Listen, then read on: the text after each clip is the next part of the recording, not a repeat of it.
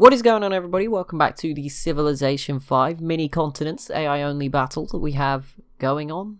It is going on. Don't know what sort of words to use here, but we're here. We're still going. It's turn 130. Constantinople falling is kind of the big event. I did see America just grab New York back, but I'm not sure that will be... that might not last too long. We'll see. The Sioux should probably grab that back immediately, so we won't pay too much attention to that, with the expectation that the fall of Constantinople could be any sort of turn now. Potentially, it's pretty close. Arabia have already been this turn. I think they go first, or very near the start, but Rome has just gone. And Akkad just fell to India. Oh, Babylon got it back. Okay, I thought that was a different city, but no, we're all good here. India retaking this, and that's probably going to happen a few times, but yeah, I mean, Babylon should hold on to it eventually, although they don't have any melee units, so that could be awkward. Russia grabs the Taj Mahal. They are definitely a slept-on civ, I think, from me, and maybe, I don't know about you guys, maybe you guys like them, but they're sort of just here, but they look okay. The problem is they are surrounded sort of by the Huns. Like, that is awkward. Like, you are going to have to beat them at some point. But yeah, I don't know. Maybe it's not too bad for them. But we'll see. The Sioux should definitely, get New York back, and it looks like they're going to get Boston as well. So they've made their move. Korea have obviously been making some moves as well around the map, grabbing this city off Siam in that dodgy peace deal. They took Shanghai off China, and obviously they did slowly take a lot of cities off Japan. So we will see who is in the lead. We don't really know, but we will have a look. Probably at turn 150 we'll have another look, because it is going a bit slower than normal. So like turn 100 was quite a while ago now, really, even though it's only 30 turns. A lot has happened in that time. Spain, once again, retaking Edinburgh. We saw Spain and France, of course, incredibly stacked on that list of biggest militaries in the world. Spain's is a bit more spread out at the moment. There's some here, and there's some down here. France's just looks absolutely... it's all here. Brazil did grab a city off the Inca. Okay, I was not expecting them to make much progress, but that is a lie, obviously. Or not a lie, just a bad expectation. Brazil do grab this small island, not the biggest city in the world for the Inca, but there you go. Brazil does grab a bit of the Caribbean. They're not letting the Aztecs have all of that. And the Sioux does once again reconquer New York. And Boston should be soon to follow. Constantinople still in the yellow. Obviously, I think Rome's been, and Arabia went at the start. So that's going to take a while because the Huns pieced out. So it is just those two. But yeah, maybe next turn we'll see some more progress being made. We'll see what sort of damage gets done to it. But yeah, it should happen eventually at this point. Byzantium doesn't really have any units. It should be fine. They have a couple, but yeah, nothing crazy. This should be pretty easy. It's more of a matter of time than anything. What is going on in Africa? Let's have a little bit of a look. Mali seem to be making some crazy movements, but these troops are trapped up here, I think. That's why. Obviously they got this city, but yeah, Spain and the Songhai have cut them off, which could be a bit awkward. Benin is still clinging on for life here. Songhai, if they get all of it, then they are going to be doing okay.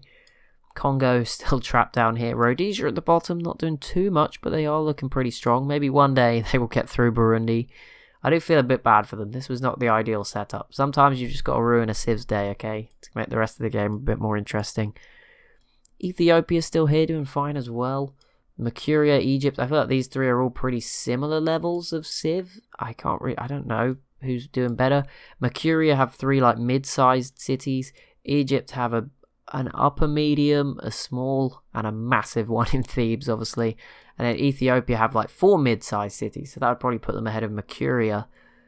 But then Egypt, I don't really know where they fit into all of this. Obviously, like I said, Thebes is just huge at 32, so that could be a huge advantage. Or maybe, I don't know, maybe a I feel like compared to Mercuria, I mean, the thing is Mercuria is bigger, which I don't get it. I mean, maybe if the sea is included, Egypt's of a similar size, but Mercuria just looks huge for a civ with the same number of cities.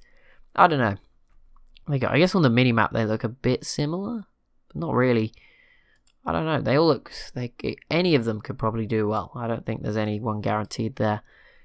Yeah, Babylon's fighting back for this, and they actually look like they're friends with Arabia now. They've got open borders.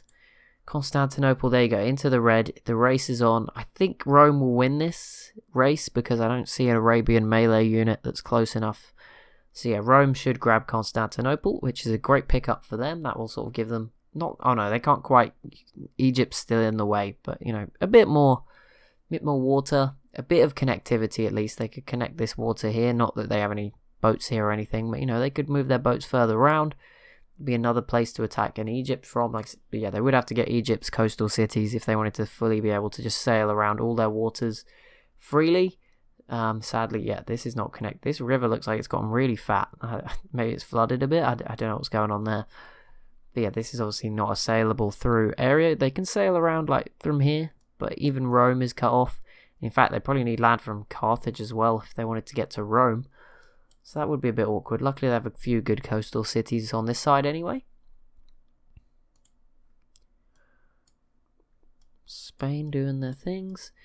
The Aztecs. Oh yeah, the Aztecs are in that war against the Inca too. We'll see what they get up to. I don't think it'll be too successful.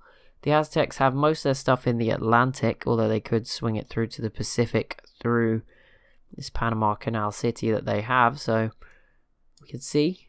But probably not anytime soon, by the look of it anyway. Brazil is going for it. They are throwing units at it, so credit to them. But it's just so awkward because it's such a big border. Like, this is actually massive. It's probably the largest like land border. I know it's in the water mostly, but you know, one of the biggest borders. Russia and the Huns probably tops it, maybe in terms of square kilometers. I don't know, but it is pretty big. You know, there are some big borders. Korea and Mongolia also have quite a massive one. But yeah, this one is just like a very long straight line.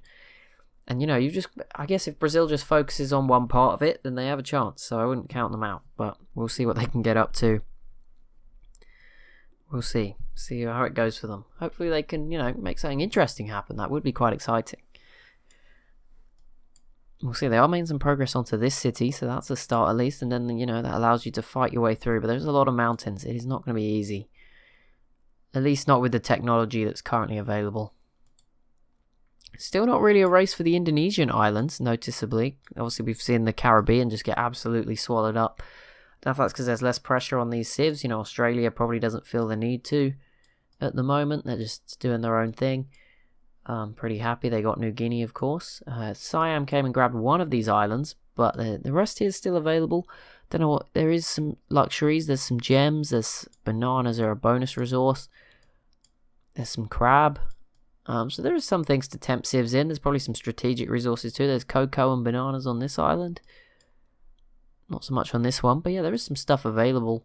Should a civ want it? But there we go. We'll see. Oh, America tried again on this city. It's not going to work. And Boston should be falling pretty soon. But here we go. Constantinople. Let's watch. I think it will be this turn. It's back in the yellow, so maybe not. Maybe not.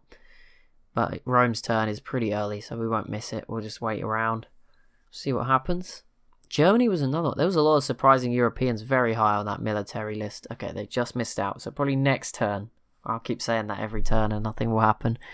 Rome does adopt the order ideology. I think I was supposed to look at the ideologies. Who had gone for which one? Here we go. Order, Rome and Germany. So they border each other. They were fighting, but not anymore. And then the Sioux and the Shoshone over in North America went autocracy. And the Huns in Eastern Europe also went autocracy. And someone else just picked one. So we'll go see who that is. Korea also going autocracy. So Europe maybe sent... I think we had this last time. Europe all went with one and the rest of the world went with the other. But there we go. Autocracy for Korea.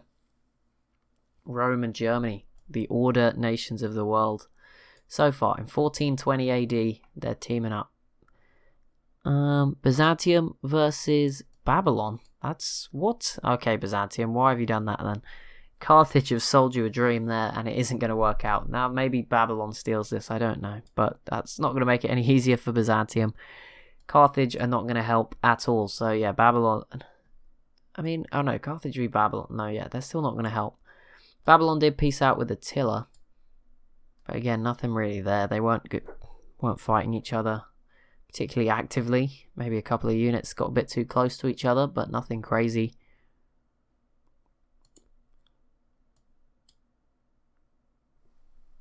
I can't believe this. The Shoshone, the fact this is still going on is what baffles me. Not that they're like struggling or anything, that's probably expected.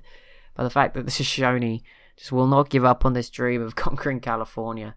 Like, they probably could have, you know, if they'd have joined up and helped America, like, you know, I know that AI probably wouldn't do this, but right at the start of the war against the US, like, they could have probably saved them. Also, I'm wondering, how does the Great Wall bonuses transfer? Is it now just all of the Sioux is now protected by the Great Wall as well? Because that's pretty scary all of a sudden. And yeah, Philadelphia is also probably going to fall pretty soon. This land is slowly being eaten up. It doesn't contribute to too much other than land in the info addicts, which we probably won't use in the results just for this reason. Just out of fairness. But yeah, I mean, it's nothing crazy. No one's getting any resources. The Sioux have a bit. The Shoshone have quite a lot. The US has a little bit. France did grab some cities up here. I think we saw one, but maybe I just never paid attention to the second one. But yeah, France grabbing sort of Norway. I can never really tell with how this map is shaped. I think this is also Norway. But I might be wrong. I don't know where the exact divide is. I'm feeling like it's this river, but it might be nearer this mountain. Who knows? Britain has got their unique unit. First rates. Congo is going after Benin again. This is your chance, because Songhai's done a lot of the work. Just please, at least get this city. Give us some hope. Come on, you can do it, Congo. Just fight your way out of the corner. You've got this. You can do it. We believe. Okay, this weird corner of just mixed tiles looks very weird on the mini-map. I had no idea what was going on. Surely, Rome. Surely this is your turn. Yeah, there's a cannon here. 2 cannons. I thought Rome pieced out then. I was going to cry. Carthage and France have pieced out, which is fair enough. France has declared war on Rome. This is pretty big. And the Huns v Rome as well. So they're going to be... This is a challenge. We've bigged up Rome. They've looked good. But this is definitely going to be a test. Now, I don't think it's going to be easy for France or Attila. But we'll see. Attila could certainly force his way through up here in sort of like the northern Balkan region pretty easily. The Austria, Switzerland, Hungary kind of area of the map. Could force their way through there with enough units. They've got plenty of boats to come down as well. Constantinople's already going to be low on health if Rome is to get it. And yeah, France can certainly make some progress too, if their term wasn't taken about 12 years. But, you know, there we go. France, what are you doing? You declaring some more wars? This is going to be a very damaging term for Rome, I feel, if it's taken this long. It's never going to end, is it? France, you good? You okay there? You struggling a bit? Let's have a look at the demographics, because I know they won't break the game if I open them. He says, bated breath. I think France might have broken it anyway. We'll find out. Something will open soon. I don't know. What do we talk about now? Just go scroll around, see what happens. Stop looking at them. India's still holding on to the city of Akkad here in the Arabian Peninsula. Probably the main other city that's sort of changing hands. We're in a bit of a quiet period. Brazil going after the Inca. Slowly making some progress with the Aztecs' help. But yeah, nothing crazy just yet. The Aztecs do have a couple of settlers ready to go, but not much else. Texas, yeah, it looked okay at the start, but it's just sort of fallen away. They're still going to be difficult to take out, but I'm not sure anyone's going to have too much of a good time there. California looking pretty the same. Right, here's the demographic. Okay, France finally went. There we go. The Sioux winning most of the categories here. Population, food, production, and gold. So in terms of what matters there, production is obviously great to be winning. Byzantium just died. A lot just happened in the background. Production's a good one to be winning, and obviously food and population are sort of tied together, as well as land, although actually Korea's winning on land, so there you go, never mind. Soldiers though, Korea does have the biggest military at the moment, and Russia actually has the lead in technology, so there you go, they're still in with a shot. But here we go, the big event, Constantinople does fall to Rome, eliminating Byzantium, and France did eventually manage to move all their units. That's how big their military was, it was just breaking the whole game. Making it super slow, but there we go. They got their turn done in the end. They got it all completed. Nothing to worry about. We didn't crash. It's all good. As long as the globe keeps spinning, that's all that matters. The little mouse globe. If it stops, then that means the game's broken. But if it's spinning, we're still loading. Carthage and the Songhai are now friends. Carthage denounced France. They literally pieced out this turn, and they're already straight back at it with the denouncements. These civs never learn. Spain's turn, will they be hopping in on the fall of Rome? They've just gone autocracy, so that ruined our whole Europe go in order thing. Thanks, Spain. But there you go, they've gone. Autocracy seems to probably going to win anyway, isn't it? But we'll see. The Huns, yeah, definitely a head start here against Constantinople. Potentially Arabia also gets a second chance. Actually, no, I guess not, unless they're at war with the Huns or Rome, which I don't think so. If they are, that is news. This unit would definitely suggest not, or he's just playing a very dangerous game by being stood there. But yeah, probably not. Brazil now, the next civ to be going quite slow. Don't know what's going on. Quite a few of the civs just having slow moments. The Sioux, what are they up to? They're still going after the US. Philadelphia, probably going to be the hardest one to get to, but we'll see if they can get it done. Okay, never mind. Take that all back. Straight into the red. Never mind. Wow. Those cannons obviously more effective than I thought. So that's pretty good for them. Ooh, France is... Where is this going to end up? I mean, it's going to be Iceland or Ireland. And there's not really much other choice unless they just want to send it around the map for no reason. The Aztecs, if they settle on the corner of Spain, it looks like there's a race with France to get here. That would be... I'm sure that would be very annoying for those civs. New research agreement between Mercuria and Australia. That is impressive that they've even met each other, to be honest, because they are pretty far away, and Mercuria is very landlocked. Like, I know they've got some open borders, but yeah, that is pretty insane that they've met each other, to be honest. So, fair play, guys. Well done. Spain adopted autocracy. Rhodesia. What are they up to? Not too much at the moment. I feel bad for them now. They are starting to really struggle because of Burundi. I do feel bad, but what can you do? No new islands out here just yet. Rhodesia did grab one on Madagascar at some point, and Edinburgh has fallen back to Great Britain. And I think the Congo could have a chance of taking this city, maybe? No, probably not because of where the units are stood, but they can get it really low, and then next turn it should be falling. But that will be it for this episode. So as always, if you have enjoyed, be sure to leave a like and a comment down below. Be sure to subscribe as well if you are new to the channel, and I'll see you in the next one.